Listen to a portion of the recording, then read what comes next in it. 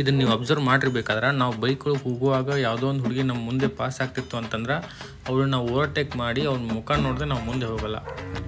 ಇದು ಯಾಕೆ ಅಂತ ನನಗೂ ಗೊತ್ತಿಲ್ಲ, ನಿಮ್ಗೆ ಗೊತ್ತಿದ್ರೆ ಕಮೆಂಟ್ ಮಾಡಿ ಗೈಸ್. ಆ್ಯಂಡ್ ಇವತ್ತು ಹೊಸ ವರ್ಷದ ಮೊದಲೇ ದಿನ, ಅದಕ್ಕೆ ದೇವರು ನಮಗೆ ಮತ್ತು ನಿಮಗೆ ಒಳ್ಳೇದು ಮಾಡಲಿ ಅಂತ ದೇವ್ರಿಗೆ ಕೇಳ್ಕೊಳಕ್ಕೆ ಹೋಗ್ತಿದ್ದೀನಿ. ನೀವು ವಿಡಿಯೋದಲ್ಲಿ ದೇವ್ರನ್ನ ನೋಡಿ ಕೈ ಮುಕ್ಕೊಳ್ಳಿ. ಸೊ ನಾನು ಬಂದಿರೋದು ಕಾರ್ಯಸಿದ್ಧಿ ಆಂಜನೇಯ ಟೆಂಪಲ್ಗೆ. ಇಲ್ಲಿ ಕಾಯಿನ ತೊಗೊಂಡು ಹೇಗೆ ಕಟ್ಟೋದು ಅಂತ ನಿಮಗೆ ಈ ವಿಡಿಯೋದಲ್ಲಿ ತಿಳಿಸ್ಕೊಡ್ತೀನಿ. ಮೊದಲಿಗೆ ಕಾಯಿನ ತೊಗೊಂಡು ಕ್ಯೂವಲ್ಲಿ ನಿಂತು ಕಾರ್ಡ್ ಮತ್ತು ದಾರನ ಇಸ್ಕೋಬೇಕು. ಆಮೇಲೆ ಒಳಗಡೆ ಹೋಗಿ ಆಂಜನೇಯ ಸ್ವಾಮಿ ದರ್ಶನ ಪಡೆದುಕೊಳ್ಬೇಕು. ಆಮೇಲೆ ಪಕ್ಕದಲ್ಲಿರೋ ರೂಮ್ಗೆ ಹೋಗಿ ಅರ್ಚಕರು ಮಂತ್ರನ ಹೇಳ್ಕೊಡ್ತಾರೆ, ಆ ಮಂತ್ರನ ಹೇಳಬೇಕು.